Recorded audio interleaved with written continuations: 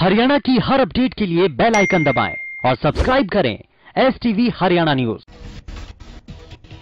प्रदेश में 2462 कुल संक्रमित मरीजों की संख्या हुई। इसके अलावा इलाज के बाद अब तक 1057 मरीज ठीक हो चुके हैं। प्रदेश में 21 लोग कोरोना से जान गंवा चुके हैं। लॉकडाउन के बाद देश में लागू अनलॉक 1 पर बोलते हुए गृह मंत्री अनिल विज ने कहा, हरियाणा में सभी बाजार खुलेंगे, होटल ढाबे अभी नहीं खुलेंगे, सिर्फ होम डिलीवरी दे सकेंगे। शराब घोटाले मामले पर बोलते विज ने कहा, घोटाले की जांच कर रही एसीटी को एक्साइज विभाग ने दस्तावेज नहीं सौंपे। विज ने कहा कि घोटाला जितना सोचकर चले थे उससे बहुत बड़ा, इसीलिए एसीटी ने 2 महीने का वक्त मांगा।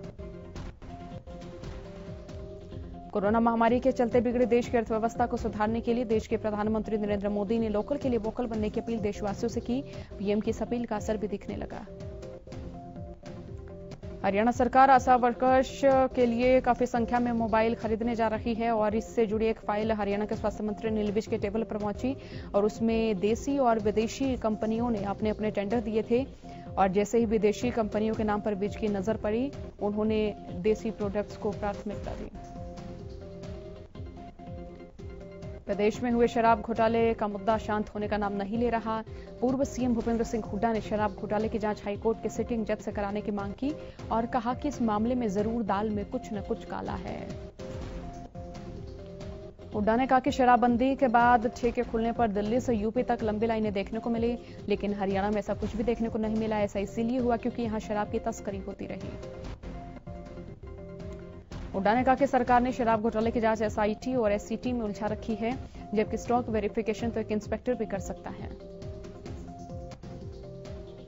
केंद्र की मोदी सरकार पार्ट 2 का 1 साल पूरा हो चुका है। दूसरे कार्यकाल के 1 साल पूरा होने के बाद विपक्ष की नीति और नीयत पर लगातार सवाल उठा रहा है। सरकार लगातार अपने कार्यकाल की उपलब्धियों का बखान कर रही है। केंद्र और प्रदेश सरकार राम मंदिर, नागरिकता संशोधन एक्ट और 3 तलाक मुद्दे का हवाला दे रही है। भिवानी में कोरोना वायरस का कहर जारी है। सोमवार को कोरोना के 5 नए मामले सुबह और 5 नए मामले शाम को आए। भिवानी में एक दिन में 10 नए मामले आने पर स्वास्थ्य विभाग और प्रशासन में हड़कंप मच गया। 10 नए मामले मिलाकर भिवानी में कोरोना का एक्टिव केस जो आंकड़ा है वो 31 हो गया है।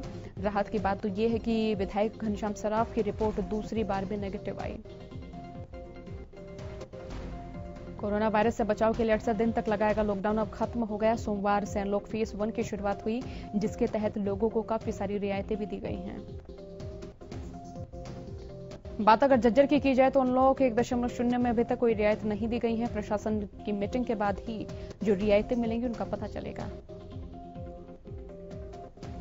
टोहाना रेलवे रोड के पास मौजूद सिटी हार्ट रेस्टोरेंट पर पुलिस ने कार्रवाई करते हुए रेस्टोरेंट मालिक को गिरफ्तार किया।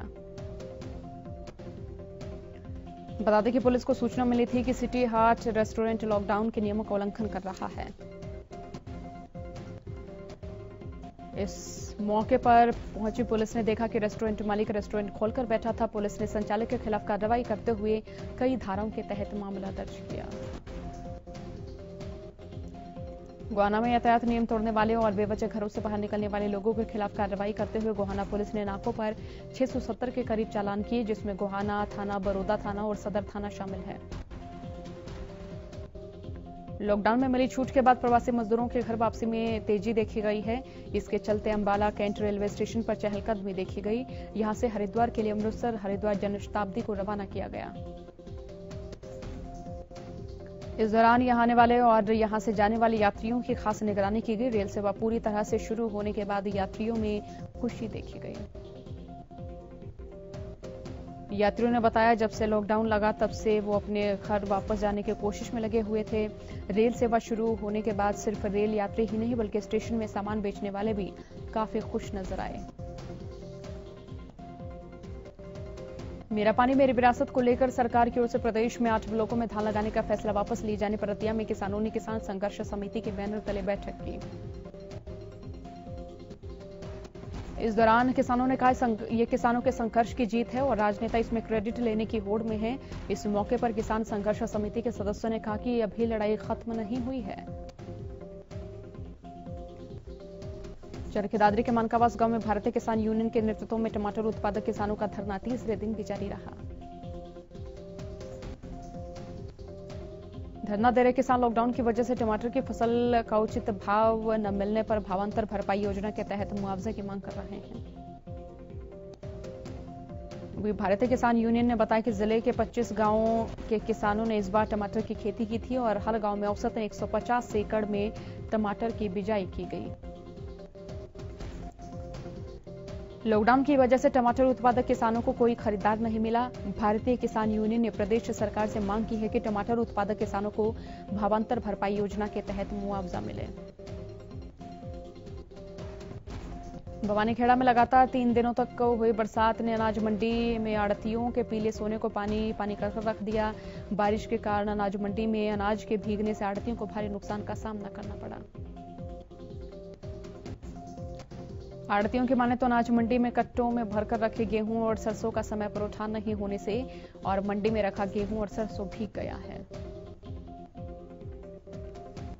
अनाज मंडी में बारिश से हुए नुकसान का 4 दिन के बाद कोई भी अधिकारी स्थिति का जायजा लेने नहीं पहुंचा, जिनका अनाज मंडी आड़तियों में रोष है।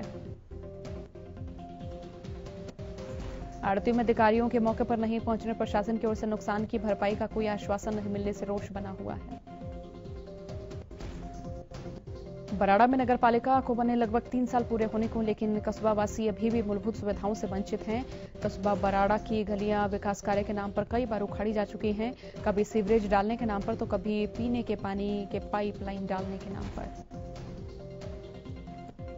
लेकिन काम खत्म होने के बाद गलियों को ठीक नहीं किया गया है और आम लोगों को जिससे काफी परेशानियां हो रही हैं। बरसात के दिनों में तो यहां लोगों को और भी ज्यादा समस्याएं होती, जिससे गुस्साए वार्ड नंबर 13 के लोगों ने बराड़ा नगर पालिका चेयरमैन के खिलाफ प्रदर्शन किया। गुलाना में मजदूरों ने बीडीपीओ कार्यालय के बाहर धरना प्रदर्शन किया। इस दौरान मजदूरों ने बीडीपीओ और एबीपीओ मुर्दाबाद के नारे लगाए।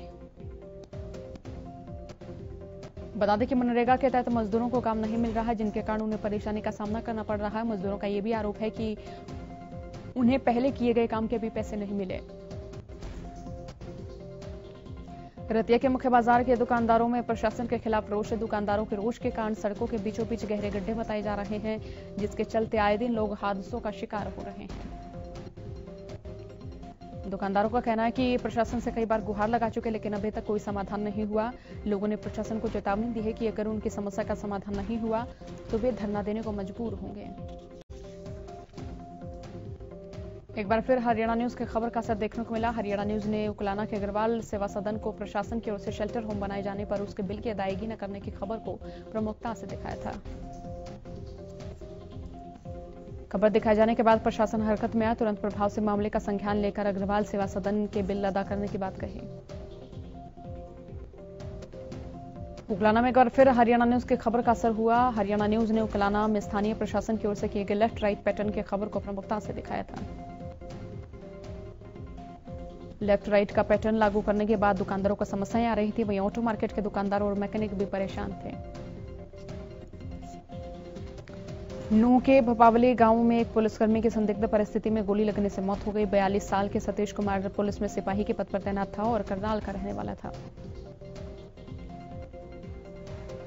हालांकि अभी तक इस बात का खुलासा नहीं हुआ है कि सिपाही की हत्या की गई है या आत्महत्या, और वहीं अधिकारी भी इस मामले में चुप्पी साधे हुए हैं। बाकी पोस्टमार्टम रिपोर्ट आने के बाद ही साफ हो पाएगा कि सिपाही की मौत की असली वजह आखिरकार क्या है। सोनीपत के गांव बयापुर में दिन दहाड़े कुछ बदमाशों ने एक शख्स पर जमकर गोलियां बरसाई, जिसमें शख्स गंभीर रूप से घायल हो गया, जिसे उपचार के लिए सामान्य अस्पताल में भर्ती किया गया। हमले की पूरी वारदात वहां लगे सीसीटीवी में कैद हो गई। सूचना पाकर मौके पर पहुंची पुलिस ने मामला दर्ज कर हमलावरों की तलाश शुरू की। फरीदाबाद के गांव छायसा में एक युवक ने छत पर चढ़कर करीब 25 राउंड हवाई फायर किए। सूचना पाकर मौके पर पहुंची पुलिस ने करीब 4 घंटे की मुशक्कत के बाद युवक को गिरफ्तार किया।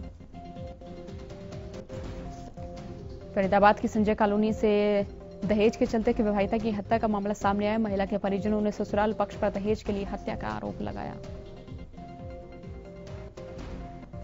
परिवार के लोगों का आरोप है कि शादी के बाद से ही ससुराल में उनकी बेटी से दहेज की मांग की जाती रही और वो लोग मांग भी पूरी करती रहे।